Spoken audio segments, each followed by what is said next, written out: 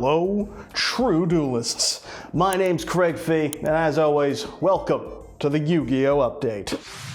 A barfing horse. The mascot of demanding the August 2024 ban list, and an image that life is better without having seen.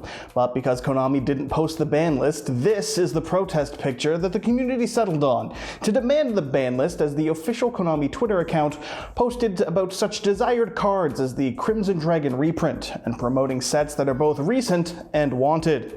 The community, by and large, has been appropriately described as feral in their need for the ban list, with the previously mentioned horse picture and just relentless harassment of Konami social medias for a ban list going so far that people were even demanding the ban list from the fan account of the Yu-Gi-Oh! News Twitter account, which is not at all an official Konami account. It's not even remotely related. It'll talk about it, but it's not them, but it doesn't matter because it still got harassed for the ban list.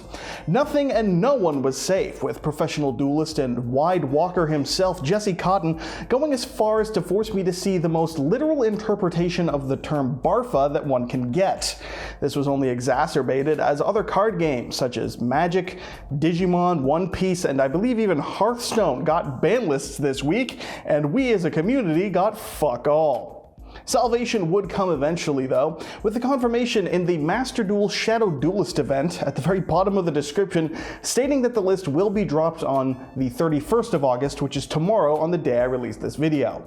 Objectively speaking, Konami gave us a date for the ban list. They can do it. They just waited until the community hated them with a passion and until the last possible moment to do so, and in a Master Duel event as opposed to a TCG event in any capacity. That's progress, right?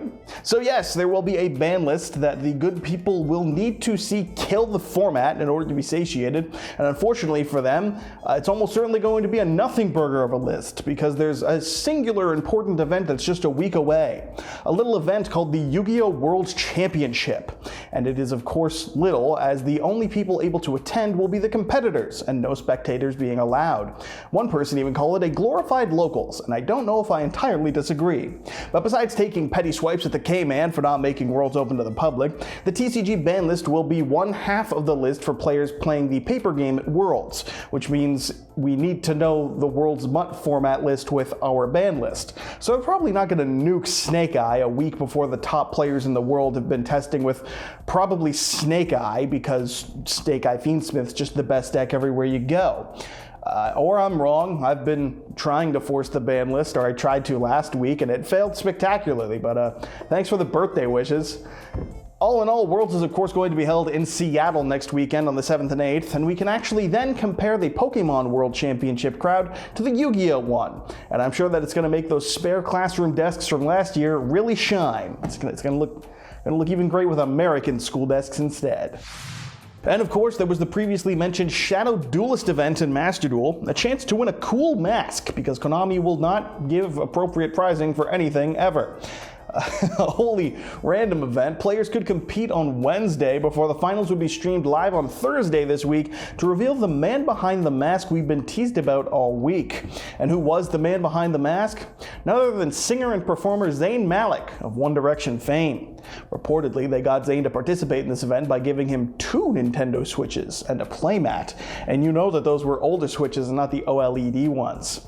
This was, funnily enough, predicted by the community and by Jeff Jones specifically from what I saw, so that's neat. You gotta wonder what he thought when watching modern Yu-Gi-Oh! Combos in Master Duel with only 2 disconnections happening to disrupt gameplay, and then just having to post up and talk about how he can see through people's strategies as the world sees Snake Eye Ash normal summon for the 14 trillionth time.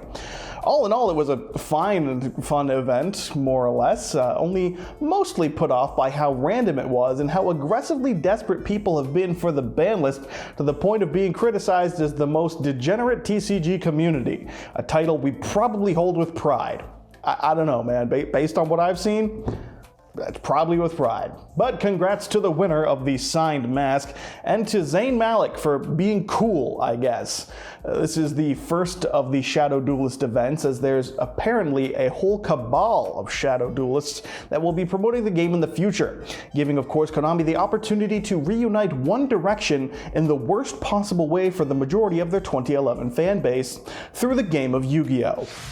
And the ongoing dread over the lack of the ban list leaks into this story as well, made only worse by the fact that Konami refused to post about it in any capacity, and then following it up with the most irrelevant things on their timeline in the meantime.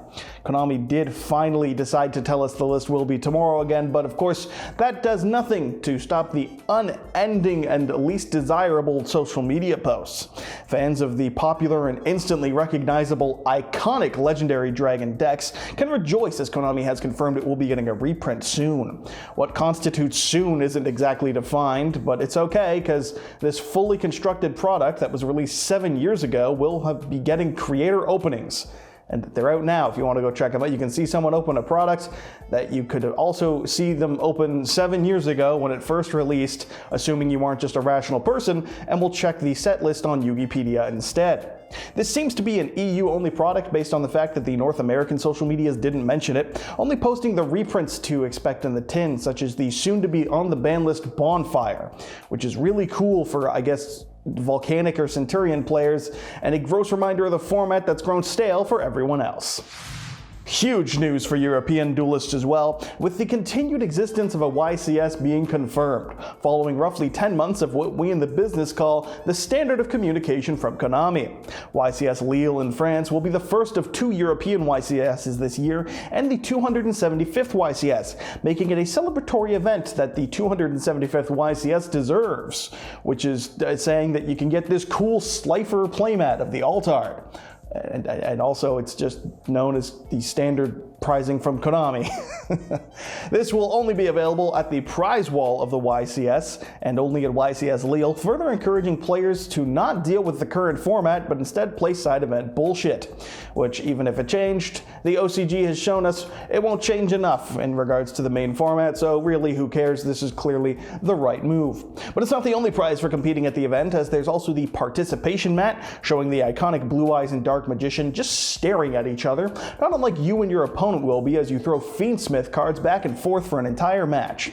And of course, if you throw your Fiendsmith cards well enough, you'll even get yourself a top cut mat as well, of the new Anotherverse Pyro Monster, to accompany that hell that has been the current format.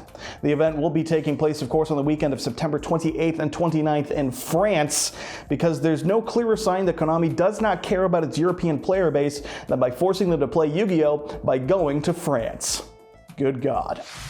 And lastly this week was the continued anti-Craig fee bias that Konami is so well known for, as they've now put up the Pearly plush and the Melfi Rabby plush for sale on the Kaiba Corporation website, which notably does not ship to North America so far as I know. Melfi Rabby is going for $15 currently, and Pearly for $30, and I am more than willing to pay and have them show up in my ever-growing collection of schizophrenic friends that show up from time to time in my videos, up to and including Greg the Seagull, who I've now included in 3 weeks videos in a row, and may or may not continue to do so as I decide how long I can keep that streak going. But now, much like the Master Duel Rescue Rabbit, I am being gate-kept from getting one. That one because I'm not good enough or European enough for the majority of Challenger Cups, and this one because I'm simply not Japanese enough. Truly, North American players specifically are suffering, like how we're the only ones that can enter the Shadow Duelist event. So if you're like me and looking forward to getting your hand on one of these 2 plushies, join me as I doom scroll through eBay at all the grossly overpriced listings. The future sure is something. And so that wraps it up for this week's update. As always, I've been your host, Craig Fee, and make sure you hit subscribe to not only impress your smoking Italian wife, but to become a true duelist. And what could be better than becoming a true duelist? Other than clear communication and better rare distribution and everything else, but you're not getting that, so at least get the update next week and hit subscribe. Thanks. You try to mask your strategy, but I see straight through you.